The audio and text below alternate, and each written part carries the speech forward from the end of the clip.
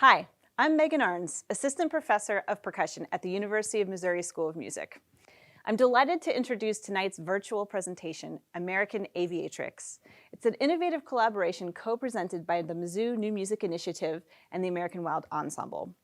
This program commemorates the centennial of the passage of the 19th Amendment by honoring the achievements of American women aviators Bessie Coleman and Amelia Earhart. Tonight, in this virtual format, you will experience interviews with composers, a live Q&A with the musicians and composers, and 2 world premieres by Ingrid Stölzel and Mizzou's own Carolina Heredia. This presentation was created in our brand new Singfield Music Center with audio and video assistance from David Myers. Huge thanks to Jean and Rex Singfield, Julia Gaines, Stefan Freund, and Jacob Gottlieb for their support of this project. Now, I'd like to introduce my good friends and directors of the American Wild Ensemble, Emlyn Johnson and Dan Ketter. Hello, I'm Emlyn Johnson. And I'm Dan Ketter. And we are the co-directors of American Wild Ensemble, which has been celebrating people, places, and stories from American culture since 2016. We're very excited to share our American Aviatrix program with you tonight. Like many events this year, this one has been reimagined from a live performance to a recorded one. And we are so grateful to the University of Missouri School of Music, the Mizzou New Music Initiative, and most of all, our amazing performers for being flexible and making this event possible. A few years ago, our ensemble began an ongoing project to commission pieces inspired by historic American women. We premiered our first piece in this series, Caroline Maloney's Solitude of Self, at the Women's Rights National Historical Park in Seneca Falls, New York in 2018, and we're very happy to kick off tonight's program with this work. It sets the text of the suffragette Elizabeth Cady Stanton, a fitting tribute for this year that marks the centennial of the 19th Amendment. You'll hear the outcome of our second round of commissions about American women here tonight, featured in this American Aviatrix program that includes 2 new works inspired by daring female aviators. We are so grateful to the Mid-America Arts Alliance for generously supporting this program and the composition of these works. Following Solitude of Self, we'll perform Ingrid Stölzel's Livid Loneliness of Fear, inspired by Amelia Earhart. And to round out the program, we'll perform Carolina Heredia's Il n'y aura pas de regret, or There Will Be No Regrets, honoring the life of Bessie Coleman. We hope that you'll stick around after the premieres to take part in a live chat with the composers and performers. We're looking forward to connecting with you there. While we honor the centennial of the passage of the 19th Amendment, we also understand that it did not grant suffrage to all women. It notably excluded Black women and further women of color. So in our performance tonight, we have chosen to reflect on this milestone by honoring women who not only achieved unprecedented heights, but who actively pushed boundaries, overcame great obstacles, and broke barriers that paved the way for generations of women to come. We hope that you find inspiration in these stories of amazing. Thank you so much for joining us, and enjoy the show. Hi everybody, my name's Caroline Maloney and I'm the composer of the next piece on the program. It's a piece called Solitude of Self, and it was written in celebration of 100 years of women's suffrage. It was first performed at Seneca Falls National Historic Park, and it was commissioned by and premiered by Music in the American Wild. The text is by Elizabeth Cady Stanton, one of the most important women suffragists, and the piece tends to be a sort of meditation on the idea of self and how alone we all are, and how that is an argument for us each to use our voice to vote. I hope you enjoy this performance of Solitude of Self.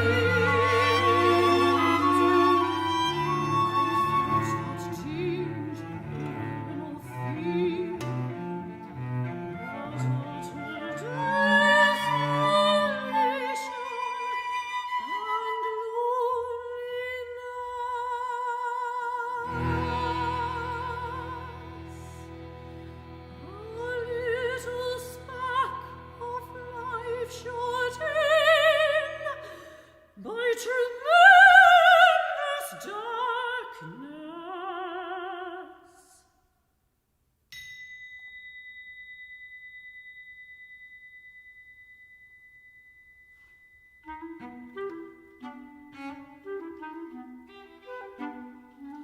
I remember climbing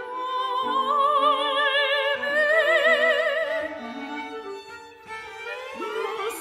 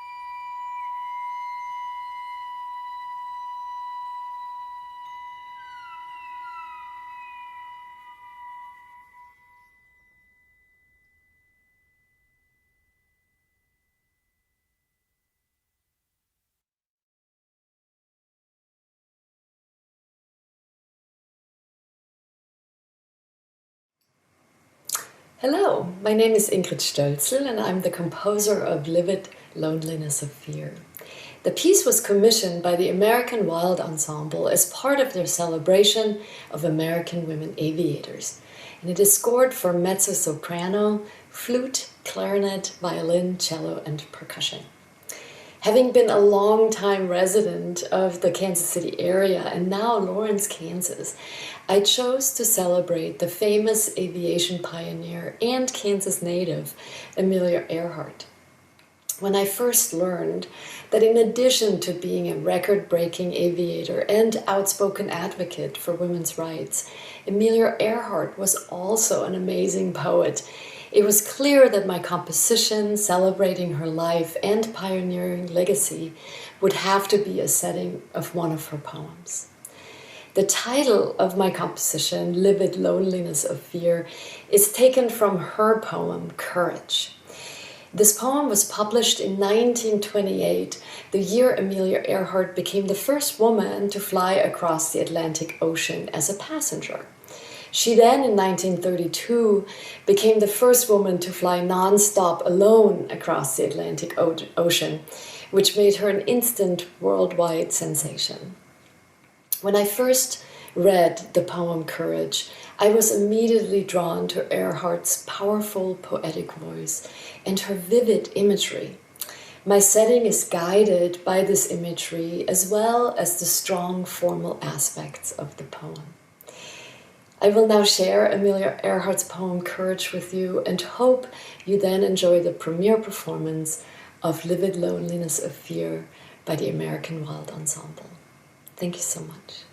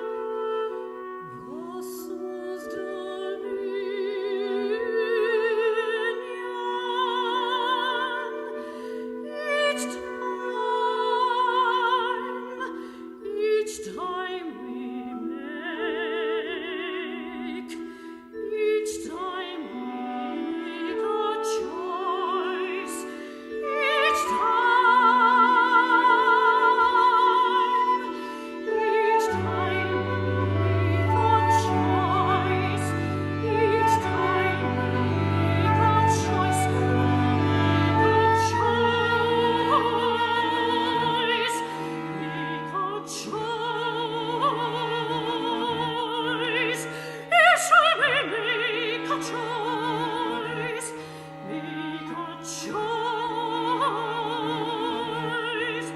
we pay with courage. We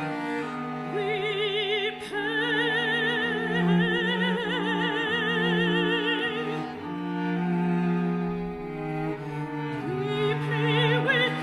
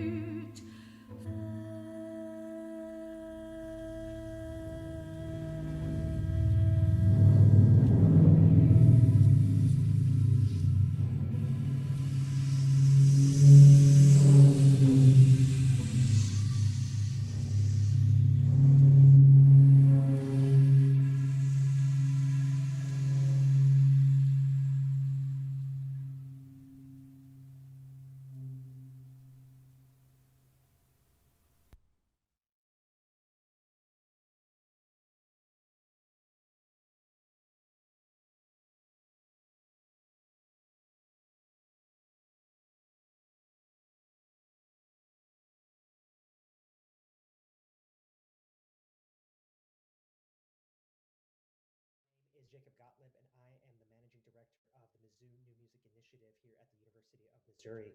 We are so happy to be able to present to you this program, American Aviatrix by the American Wild Ensemble. As many of you know, we had originally scheduled this program to be presented as a live event at the School of Music on October 18th. It was going to be fantastic. We had video projections set up on the back side of our brand new Singfield Music Center for a drive-in performance, and we had some socially distanced spots for a live audience. But unfortunately, Mother Nature got the best of us, and so we could not host that event as planned. And so I'm really excited to be able to present to you this event in a streamed audiovisual format. So we've heard 2 of the 3 pieces on our program, and from now we are going to have a live conversation between members of the ensemble and the composers whose works you are hearing tonight. If you have a question for either the composers or the ensemble, feel free to leave a question or a comment in the chat box on either the School of Music's YouTube page, the Mizzou New Music Initiative's Facebook page, or American Wild Ensemble's Facebook and YouTube pages as well. So it is my honor to introduce Emlyn Johnson, flutist and co-director of the American Wild Ensemble. Thank you so much, Jacob. I'm gonna admit our last person coming in. Great. Thank you so much for the welcome. And thank you everyone for being here to watch our event tonight. As Jacob mentioned, it's been a changing work in progress as we've all experienced during this COVID-19 year. And we are just so thrilled to be able to present this program and share it with all of you tonight. And so thankful that our whole team of composers and performers are here to have this conversation. Bravo, brava to everyone so far.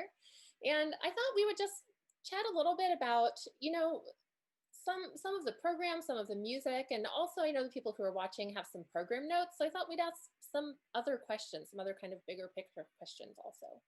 So the first question that I wanted to pose to our composers especially is, when you're writing a piece inspired by a real person, a historic person, as all 3 of these pieces are tonight, do you think about your process any differently than if you're writing something that's more abstract?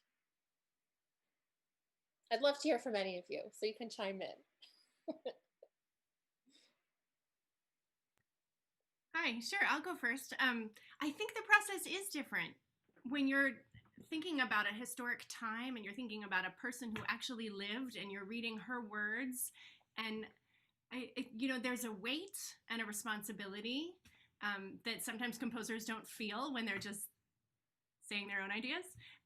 So I definitely felt like when I was looking at these suffragists, I was thinking about what were they trying to say then, and how does that message resonate with people now? And I think the weight of history is certainly on you. And then I think you make different musical decisions because of that weight. Sure, yeah. Ingrid, I know that you're a big researcher with your pieces, so I'd love to hear your take on this too. I do. It helps me like also fill the empty page with things that when I don't have ideas yet. But yeah, I really try to get into the story. And then of course when I'm setting poetry, which I did with Amelia Earhart, then I already feel like I'm in a position, secondary position, trying to elevate what she's already done in her words. And so honoring her poem in addition to her life was really important to me. When it's pure music without words, you know, I think the weight sometimes feels even bigger because you're trying to capture a life's essence in music, and it's tricky. But an honor. I love doing it. It's an honor, I think. Well, Carolina, I'd love to hear from you too, but since we're talking about Amelia Earhart for a moment, I kind of wanted to share a funny little thing with our audience tonight, which is that I have been waiting for a piece inspired by Amelia Earhart since I was about 6 years old. And recently I was reminded of a little book that I wrote in the 1st grade about Amelia Earhart. So I just wanted to share an image from this book because I have just been hoping for this piece for my whole life. Can you all see my screen here? Great. So I just wanted to share. Thank you so much, Ingrid. I've been waiting for this for, 30 years. Awesome. Maybe we could get t-shirts made. And we have an Amelia here. We do have an Amelia here from one generation to another. So a variety of reasons, but one of the reasons why she is named Amelia is because of this project. So she's got her tambourine, she's ready to play. Yay, I love it. Oh, I love that. That's wonderful. Well, thanks so much for sharing. I wonder if you want to add anything, Carolina, about writing, inspired by a real person, how you think about that. I think we talked a little bit about that in the interview. So what I would like to add is that it felt weird first, but kind of nice to me to be called to compose a piece as a Missouri composer, about a Missouri woman. It kind of made me feel part of Missouri. It was like, in a good way, like in a deeper way than what I actually feel like, right? I'm like, obviously, I'm from another country and I've lived in the States for 12 years, but like in different states and places. So sometimes it's hard to find that sense of like being a local. And honestly, when it was like called to be this like Missouri composer writing about another Missouri woman, it really made me feel something nice, some kind of like belonging that I liked. And then as I did my research on this composer, that you give me the chance to choose, and I chose, then I find a lot of other things in common, right? Because we are like so many different things. Like every one of us is like not just one thing, but like a million of different things. We belong to different cultures, and like, I think like just by making the effort that I think we all did as composers and at the ensemble as well, we can find those connections that go beyond Definitely. like race and like profession, and like, we can find a lot of other ways of like connecting, of belonging together. So Thank you so much, Carolina. We've had some really great conversations with all the composers along the way with this project, and that collaborative aspect and having those conversations is just so important and rewarding. So thank you all for being part of this.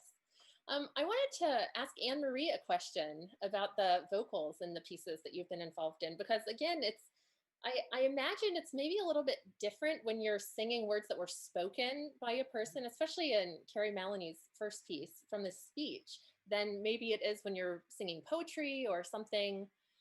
I don't know, that wasn't a direct source like that. Although, it's funny because yes, I mean, as we were saying, there's such a great responsibility when it's been a living, breathing person, and you're really, speaking their words. And I have to say, having been up in Rochester and having been around the Elizabeth Cady Stanton, archive, all of her things and all of her memorabilia, and hearing all the stories, it's always surprises me. I think of these women as being unflappable and strong, and only like they're entirely driven. But as you read the text and to hear their doubts, to hear their vulnerabilities, and we see that in all of them. And it just, if someone said, okay, march down the street like Elizabeth Cady Stanton, I would be like, yes, here I go. But then when I look at the words, it you see like the more full picture of humanity, where they're not just their accomplishments, but they're also their doubts, they're also their fears. And it just makes, being able to have the words and the music makes her a fuller woman to me, as it also did for Amelia Earhart. So it's a great responsibility, but it's also a thrill, and it makes me feel like there's a little piece of her that I get to carry inside of me, which makes me really proud. So it's just a tremendous honor. And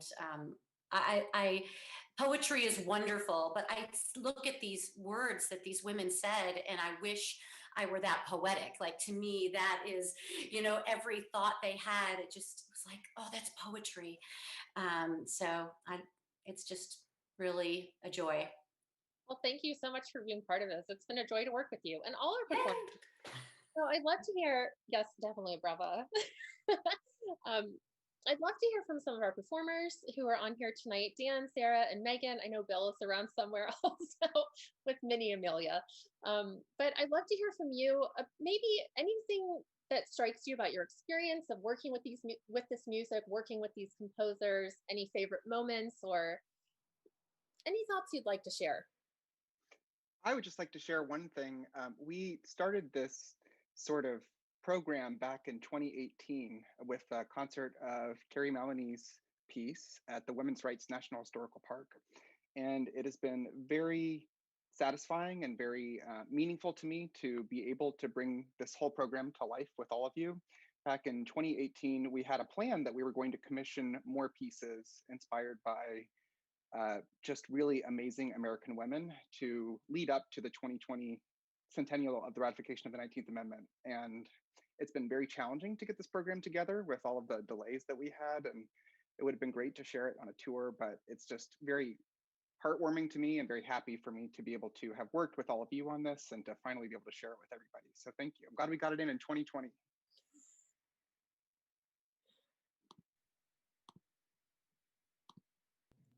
Yeah, I agree with everything Dan said. I think for me, two of the most memorable parts of this was getting to meet new musicians and new composers who I hadn't worked with before, and I also love that this was all people from the Midwest or just states surrounding Missouri, and that was really heartwarming for me because I've collaborated with people in Missouri before quite a bit, but not quite to this extent. And so it was really nice to meet new people. And I also really appreciate the narrative behind the whole project and the meaning behind the entire project, women's rights, women aviators, and just that I've always felt that the program just had a very strong purpose. And it's really easy to commit something, like Dan said, it was difficult to get this program off the ground. Thank you, Megan. You were working hard behind the scenes with Jacob and David, so thank you. Of course. But I mean, what are the chances that our concert tour would be canceled due to a pandemic, that our rescheduled, completely reformatted concert would be canceled due to weather, and that we have a completely different format for this third try?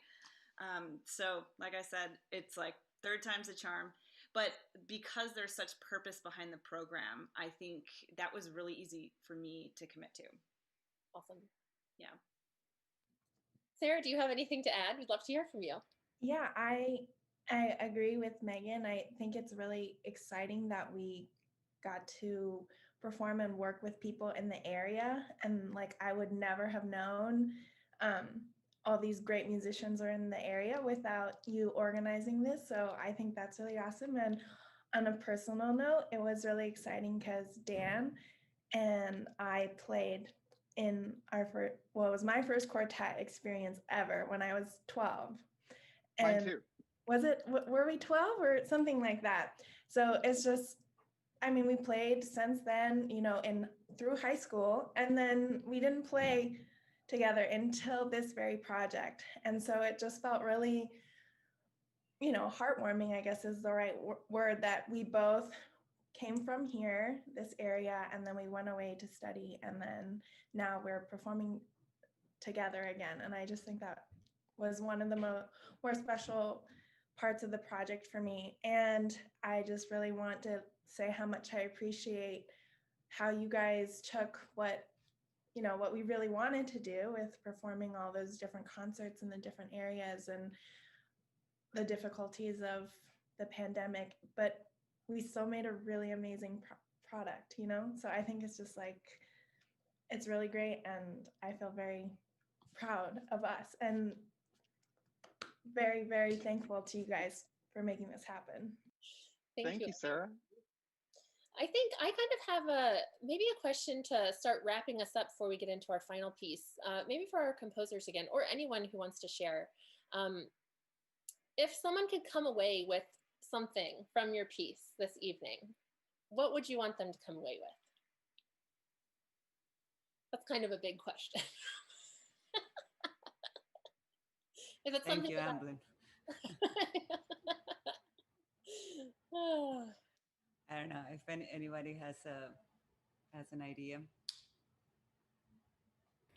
I guess I'm always going for some kind of emotion. I'm not going to dictate what it is, but I want some reaction. And I just, as we're wrapping up, and I have all the performers, I just want to say I was really moved by your premiere performance. And I was there for the recording, and I think right after the first time I was like, oh my gosh, you guys just really get this piece. And it's a thrill when that happens. When you show up as a composer and it already sounds so good, I can just be out of the way. So thank you so much. And I guess I'm just hoping it translated and the audience that listens to it, and also after tonight, that you're feeling something, whatever that is. But that's what I'm hoping for. Yeah, I agree with that. I think the most important thing is, I guess, to try to feel some kind of connection, because that's been the hardest thing since we went all online. Musicians, particularly, we've lost so much in our lives of connection with other human beings, performances, audience, the connection with the audience. And this online format, it's very different in that sense. So as soon as we can all make the efforts to keep connecting, regardless of the mediums, I think we're gonna get through this at some point eventually in one way or another. So why not just say, try to make the best out of this. So yeah, I also hope for connection, as Ingrid said, of any kind. That I think that's what we're all like starving of. So Well, thank you all so much for connecting here, even in this virtual space. It's so just lovely to see all your faces again. And it's been such a thrill to play with you all, to work with you all. And thank you so much to Mid-America Arts Alliance for supporting the commissions and this project. We are so grateful to them for their flexibility and patience. And thank you especially to everyone at Mizzou. Thank you, Jacob. Thank you, David. Thank you, the whole crew over there who has just really made this possible. So we are looking forward now to sharing our final piece on the program. Yeah, thank you everybody for coming. Again, thank you to the composers for the terrific music we're hearing tonight, and to the incredible American Wild Ensemble. And before we get to our last piece, I just want to give an extra special thank you to our Director of Audiovisual Services here at Mizzou, David Myers. He has moved mountains in order to get this project off the ground, and he has worked many, many, many hours with all of us to put together everything that you're seeing and hearing tonight. So I hope everybody that's tuning in tonight is giving him a round of applause from wherever you're sitting, because he certainly deserves it. And so now I'd like to introduce Carolina Heredia, and she's going to introduce the final piece on the program, Il n'y aura pas de regret.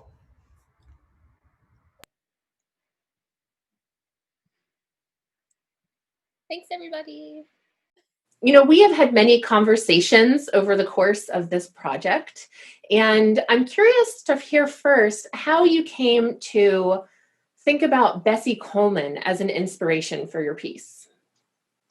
Yeah, well, I think all of that process that you're saying was very important at the very beginning when you contacted me, because that's how this collaboration started. We talked about like your project, and that was going to be based on the anniversary of the 19th Amendment. It was a little complicated. It was a complicated relationship with like the main idea for the project, the 19th Amendment. And those are the conversations that we had at the beginning that I thought were very, very important to like place ourselves in the right place for just engaging with this person's life, which is what was part of the research later on. So when we're like looking at Bessie Coleman and saying like, wait, okay, but she is a Black person, and we're talking about the 19th Amendment that did not include Black people, especially Black women. And so how are we like fitting this inside the project? So I thought that like this kind of issues, when you're engaging with historical stories, situations, there is always this kind of conflict. How we're looking at that from our perspective today. Yeah. So what we decided to do is we're gonna see this as we are honoring persons that were capable of thinking and acting and conducting their life in the search of the good for something that it's bigger than themselves, right? Really, and exactly. So we could have focused on the limitations, but we decided to say that this is what we're looking for. We're looking for like this kind of persons. We want to learn about them, and we want to talk about them, and we want other people to see how one can like go beyond our own individual, goals in life or aspirations, and like really like do something that can like leave a legacy, like this woman that we ended choosing have done it. We had talked about different ways in which we might incorporate some of Bessie Coleman's quotes, or, we had a lot of discussions about this. And I know you ended up with kind of an interesting compromise of some of her words and then your own words. So I'm interested if you could tell us a little bit more about how you created the poetry that accompanies this. Yes, so the poem that I created, it's based on a part of a quote by Bessie Coleman that I thought that described her personality. And again, this piece was about like honoring her life. In the poem, Il n'y aura pas de regret is a French version of There Shall Be No Regrets, which comes from a quote by her that in its entirety is, if I can create the minimum of my plans and desires, there shall be no regrets. Which I found it to be really expressive of the kind of personality that somebody, that kind of like tribe that somebody needs to have. Yes. In order to like do all of the amazing things that she was capable of doing, going to France twice to make sure to get her license, and then her acrobatic flying licenses, and then having the life that she had. She also died young. Yeah. By reading this quote, you can tell, she probably didn't have any regrets, because she did create so many. She did accomplish so many of her plans and desires. So that's the core of the poem. And then the poem, it's a mixture, right? It's a mixture of that and things from my own life that can also be, I guess, like condensed into that kind of phrase, that kind of like way of like living, or at least like trying. Mm-hmm. Well, I am really looking forward to sharing our recording, and thank you so much for chatting, Carolina. Of course. I can't wait to watch it now with everybody else. And thank you so much for this chat. It was fun.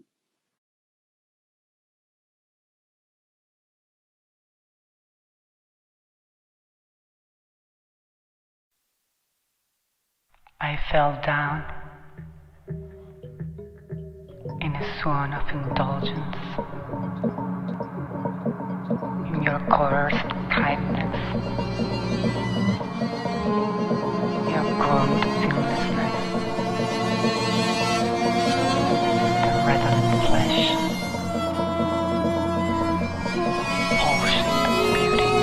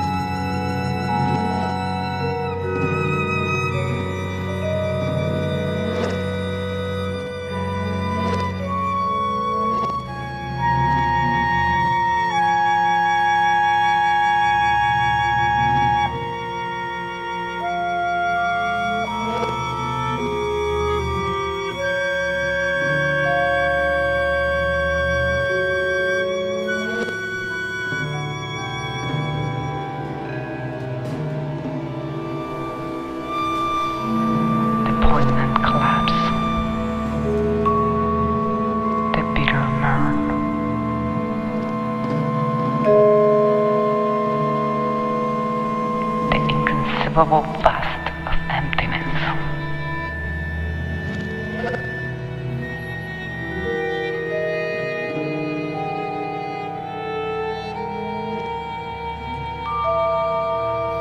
I am weightless now,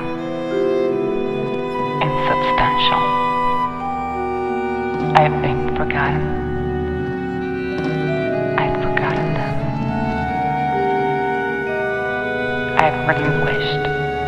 I've surrendered.